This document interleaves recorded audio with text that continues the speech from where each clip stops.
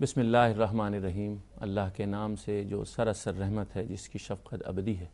خواتین و حضرات، یہ پروگرام ہے دین و دانش، اور آپ جانتے ہیں اس میں ہم ان موضوعات پر گفتگو کرتے ہیں جس کے لیے ہمارے خیال میں ہماری قوم کو تعلیم و تربیت کی ضرورت ہے۔ اس کے لیے ہم اپنے ہاں علماء کو دعوت دیتے ہیں، دانشوروں کو دعوت دیتے ہیں اور ان سے ڈائلاگ کرتے ہیں۔ آپ نے ہمارا شاید پچھلا پروگرام دیکھا ہوگا جس میں ہم نے اس بات کو سمجھنے کی کوشش کی تھی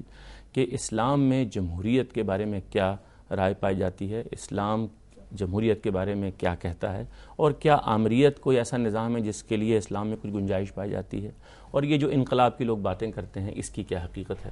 اس پروگرام کے دوران میں یہ ہم نے دیکھا کہ دو آراء سامنے آئی۔ ایک رائے یہ تھی کہ جمہوریت اور اسلام پاکستان کے نام کا حصہ ہی نہیں، بلکہ یہ پاکستان کی تشکیل میں، اس کے نظام میں ایک کلیدی حیثیت رکھتے ہیں، اور اسلام کے اصول اور جمہوری اصول ہمارے آئین کا حصہ ہیں، اور ان روایات ہی سے اس معاشرے کے اندر تبدیلی آئے گی، اگرچہ اس میں ہم نے بہت ساری خامیاں پیدا کر دی ہیں۔ ہماری دینی، ہماری علمی اور ہماری سیاسی قیادت نے شاید اپنا کردار ادا نہیں کیا، تو اس سے اس دوسری رائے کو فروغ حاصل ہوا جو غالباً یہ سمجھتی ہے کہ شاید اس کا علاج اس جمہوری نظام میں نہیں جس کو ہم نے اختیار کر لیا ہے، اور کچھ ایسا طریقہ ہونا چاہیے کہ کوئی ایک بڑی اچھی قسم کی آمریت ہو، اور وہ آمریت اس ملک پر آہنی ہاتھ سے حکومت کرے اور سارے معاشرے کو 2-4 سال میں 10 سال میں ٹھیک کر دے۔ اس کے بعد ہم دیکھیں گے کہ یہاں جمہوریت آنی چاہیے یا نہیں۔ اس بات کو ہم نے محسوس کیا کہ کچھ ادھوری رہ گئی ہے، اس لحاظ سے ہم نے آج اس پروگرام کو دوبارہ ترتیب دیا ہے۔ میں اپنے اسٹوڈیوز میں آج کے مہمانوں کا آپ سے تعارف کراتا ہوں۔ میرے بائیں جانب تشریف فرما ہے ملک کے ممتاز صحافی، اور آپ کا نام لیتے ہوئے عزت کے ساتھ میں عرض کرتا ہوں کہ پاکستان کے بارے میں، اسلام کے بارے میں نہ صرف آپ ٹی وی چینل پر ان کو دیکھتے ہیں، بلکہ ایک طویل مدت گزری آپ کی، آپ نے اپنی تحریر سے اس قوم میں اس بات کو زندہ رکھا ہے کہ وہی روایات جن کا ہم نے ذکر کیا ہے اس قوم کی بقا کے لیے ضروری ہیں۔ شامی صاحب، آپ کو خوش آمدید کہتا ہوں۔ اور میرے دائیں جانب تشریف فرما ہیں ڈاکٹر محمد حفیظ صاحب۔ آپ پنجاب یونیورسٹی کے شعبہ سوشیالوجی کے ہیڈ ہیں، ہمارے پہلے پروگرام میں تشریف لاتے رہتے ہیں، اور اس حوالے سے کہ اس سماج کو وہ کیسے دیکھتے ہیں جہاں یہ آراء بنتی ہیں اور بگڑتی ہیں، اور پھر جب مشکل پیدا ہوتی ہے تو ہم کسی اور جانب چل پڑتے ہیں، میں خاص طور سے ڈاکٹر صاحب سے ایکسپیکٹ کرتا ہوں کہ وہ ہماری رہنمائی فرمائیں گے۔ شامی صاحب، آپ سے میرا ذکر آ رہا تھا، آپ نے فرمایا، آپ نے پچھلا پروگرام ہمارا دیکھا بھی تھا، یہ جو سوچ ہے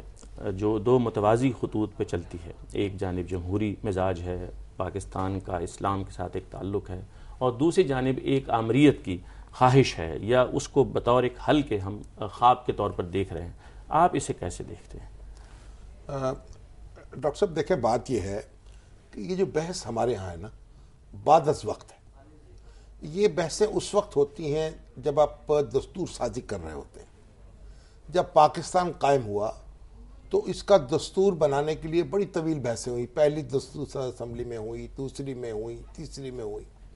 اور اگر آپ دیکھیں تو جو ہمارا پہلا دستوری مسودہ ہے 54 کا، پھر دستور بنا 56 کا، پھر دستور بنا 62 کا، پھر دستور بنا 73 کا، تو ان میں بعض چیزیں جو ہیں آپ کو مشترک نظر آئیں گی۔ یعنی یہ بات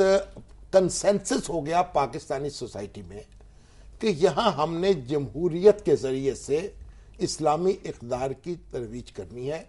اور یہ راستہ ہم نے اختیار کر لیا۔ دیکھیں، اب بحث تو ہر چیز پہ ہو سکتی،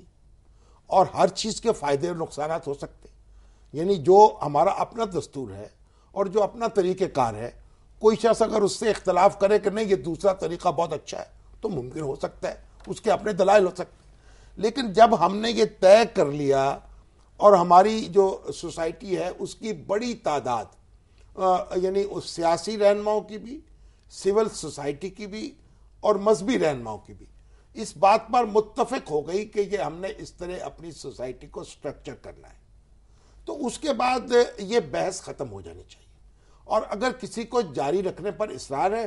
تو وہ اپنی بات کرتا رہے تاکہ غالب اکثریت اس کے ساتھ ہو جائے، تو پھر وہ تبدیلی آ جائے۔ دیکھیں، ہمارے ہاں آمریت بھی رہی ہے، پریزیڈنشل فارم آف گورنمنٹ بھی رہا ہے، اور اس میں ہم نے بہت سی اچھے کام بھی کیے ہیں، میں یہ نہیں کہتا کہ ہر کام غلط ہوا ہے، لیکن کنسنسس نہیں ہوا ان پہ سوسائٹی میں، اور ان کو پھر رد کیا گیا۔ اب جس چیز پر کنسنسس ہے، اور 18ویں ترمیم کے بعد تو ہمارا جو دستور ہے بحیثیت مجموعی اس کو پوری قوم جو ہے قبول کر رہی ہے، تو اب یہ کہنا کہ آمریت ہونی چاہیے، تو بھی آمریت جو ہوتی ہے وہ مجھ سے اور آپ سے پوچھ کے نہیں آتی، نہ میری چوائس ہوتی ہے، دیکھیں عامر جو ہوتا ہے وہ مجھے یہ تو نہیں پتا چلنا کہاں سے آئے گا. اب اگر وہ ایوب خان آ گیا تو اور معاملہ ہے, ابھی تو آرمی سے ہی آئے ہیں نا, پھر ضیاء الحق صاحب آئے تو اور معاملہ تھا, پرویز مشرف صاحب آئے تو اور معاملہ تھا. تو آپ یہاں دیکھیے دوسری بات جو کہی جا سکتی ہے وہ ہے پارٹی ڈکٹیٹرشپ, جو ہمارے آئیڈیالوجیکل سٹیٹس قائم ہوئی ہیں, جیسے کمیونسٹ سٹیٹ ہے اور جیسے چائنا بڑی حد تک آج بھی چل رہا ہے. وہ یہ ہے کہ پھر آپ کے ہاں ون پارٹی سسٹم ہو, اس پارٹی کی آمریت ہو اور اس پارٹی سے آپ نظم چلائیں. یہ بھی ایک طریقہ ہو سکتا ہے سوسائٹی کو آرگنائز کرنے کا, لیکن ہمارے ماحول میں, ہمارے پس منظر میں, ہماری تاریخ میں یہ قابل قبول نہیں رہا. صحیح. شامل صاحب مجھے اجازت دیں گے, میں نے چاہا تھا کہ ڈاکٹر خالد ظہیر صاحب سے ہم ایک بار اس بات کو جاننے کی کوشش کریں کہ جو اسلام کے بارے میں یہ ایک عمومی تاثر پایا جاتا ہے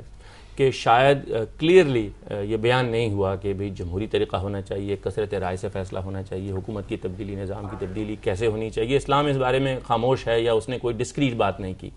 تو میں ڈاکٹر خالد ظہیر صاحب آپ کو خوش آمدید کہتا ہوں. السلام علیکم. وعلیکم السلام جناب. ڈاکٹر صاحب آپ سے میں یہ جاننا چاہتا ہوں کہ آپ ہمارے ناظرین کے لیے یہ فرمائیے کہ یہ جو اسلام کہتا ہے جمہوریت کے بارے میں یا شورا کے بارے میں, کیا اس کے بیان میں قرآن میں, حدیث میں اور اسلامی تعلیمات میں کوئی اجمال پایا جاتا ہے یا کوئی ابہام ہے جس کی وجہ سے لوگوں کو بات سمجھ میں نہیں آتی اور یہ کنفیوژن رہتا ہے کہ نہیں اسلام نے کلیئر کٹ جمہوری احکام کے بارے میں کوئی بات نہیں کی؟ تو پھر وہ جو شورا کی جو آیت ہے جس میں کہا گیا ہے کہ تمہارا نظام شورا کے ذریعے سے چلتا ہے یا اس پر مبنی ہے, تو اس کا کیا مطلب ہے؟ اور خاص طور سے جو دیگر بہت سارے لوگ قرآن کی دوسری آیات کا حوالہ دیتے ہیں جس میں کہا گیا کہ اکثریت نادان ہوتی ہے, اکثریت کی بات ٹھیک نہیں ہوتی, وہ تمہیں گمراہ کر دیں گے وغیرہ وغیرہ. تو آپ اس بارے میں کیا فرمائیں گے؟ دیکھیے ہمارے ہاں لوگوں کا بالعموم مسئلہ یہ ہے کہ وہ قرآن مجید کو جو حیثیت دے کر اس کو سمجھنا چاہیے, اس کا سمجھنے کا حق ہے, وہ ادا نہیں کرتے اور ہر طرح کی معلومات کو دینی معلومات قرار دے دیتے ہیں. مسلمانوں کی تاریخ, مسلمانوں نے جو کچھ کیا, قرآن مجید کی آیات, احادیث اور دیگر لوگوں کے اشعار, وہ سب اسلام کے کھاتے میں آ جاتے ہیں اور سب کا لیول بھی ایک ہوتا ہے. اگر آپ قرآن مجید کو اللہ کے ایسے کلام کی حیثیت سے لیں کہ جو دین کے بارے میں جو بات کرتا ہے وہ دین کی آخری بات ہوتی ہے, طے شدہ ہوتی ہے, وہ سب چیزوں پر حاکم ہوتی ہے, تو آپ کو یہ معلوم ہوگا کہ قرآن مجید یہ بات دو ٹوک اور واضح انداز میں مکی دور کی ایک سورہ شورا میں بیان کر رہا ہے کہ اللہ کے نیک پسندیدہ بندے وہ ہیں کہ جو اللہ کی طرف سے آئی ہوئی دعوت کو لبیک کہتے ہیں, نماز ادا کرتے ہیں, ان کے معاملات آپس کے مشورے سے طے ہوتے ہیں اور جو کچھ اللہ نے ان کو رزق میں سے دیا ہے وہ اس میں سے خرچ کرتے ہیں. معلوم یہ ہوتا ہے کہ ان کی نیکی, للہیت, اللہ کے ساتھ تعلق کا تقاضا جہاں نماز کی صورت میں ظاہر ہوتا ہے, جہاں اللہ کی راہ میں خرچ کرنے کی صورت میں ظاہر ہوتا ہے, وہیں پر وہ تعلق ظاہر ہوتا ہے آپس میں معاملات کو مشورے کی صورت میں, مشورے کے طریقے پر حل کرنے کی شکل میں. تو یہ مسلمانوں کے اندر ایسی ایک واضح اللہ کی طرف سے رہنمائی ہے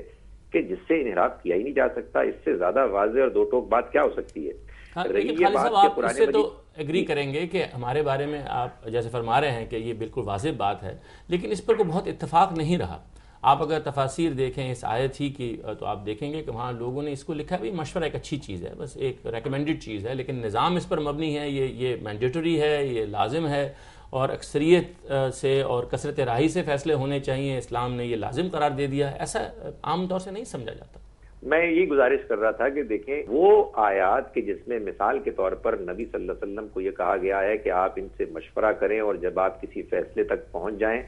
تو پھر آپ اللہ پر بھروسہ کریں, وہ نبی صلی اللہ علیہ وسلم کو بحیثیت رسول, بحیثیت پیغمبر کہا گیا. یہ بات جب کہی گئی کہ یہ ان میں سے اکثر لوگوں کی بات اگر آپ مانیں گے تو وہ آپ کو گمراہ کر دیں گے, یہ اصل میں ان لوگوں کی بات ہے کہ جن کو قرآن خطاب کر رہا تھا, جو کہ دین میں گمراہ تھے, جو اللہ کی بات کا انکار کر رہے تھے. تو ظاہر ہے کہ ہر آیت کا اپنا ایک موقع محل ہوتا ہے, لیکن سورہ شورا کی جس آیت کا میں حوالہ آپ کو دے رہا ہوں,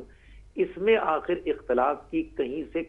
کیا گنجائش نکل سکتی ہے کہ اللہ تعالیٰ یہ فرما رہے ہیں کہ اللہ کے بندے وہ ہوتے ہیں کہ جو نماز قائم کرتے ہیں, جو زکوٰۃ ادا کرتے ہیں اور جب آپس میں معاملات کو طے کرتے ہیں تو مشورے سے کرتے ہیں. اس سے معلوم ہوا کہ مسلمان جب کوئی سیاسی کام کریں گے تب بھی مشورہ کریں گے, کوئی اجتماعی کام کریں گے, کوئی وہ خیر و فلاح کا کام کریں گے, ہمیشہ مشورے کی بنیاد پر کریں گے. تو اس میں تو کسی اختلاف کی اس اصل الاصول سے آپ سمجھتے ہیں کہ یہ وہ کلیدی بات ہے جس کو ہم لیں گے کہ ایک اتحاد سے طے کر دی گئی ہمیشہ کے لیے؟ یہ اٹل اصول ہے، اس کی خلاف ورزی ہو ہی نہیں سکتی. کوئی ڈکٹیٹر اس کے نتیجے میں مسلمانوں پر مسلط ہو ہی نہیں سکتا. اگر وہ ہوتا ہے تو وہ ناجائز ہے، اس لیے کہ اس نے جو کام کیا ہے وہ قرآن کی اس واضح ہدایت کو پامال کر کے کیا. ایک مسلمانوں کا ایک حق اس نے جو عمومی ایک حق ہے اس کا اللہ وائلیٹ کے کیا. اصول کو اس نے پہلے ٹھکرایا ہے، اس کے بعد اس نے اتنا بڑا فیصلہ کیا ہے، تو اس کو تو قبول ہی نہیں کیا جا سکتا. خالد ظہیر صاحب، میں آپ کا بہت شکر گزار ہوں، بڑی نوازش. خدا حافظ. خواتین حضرات، ہم ایک وقفہ لیتے ہیں، وقفے کے بعد حاضر ہوں گے انشاءاللہ. اپنے دیگر مہمانوں سے بھی گفتگو کریں گے، ہمارے ساتھ رہیے گا.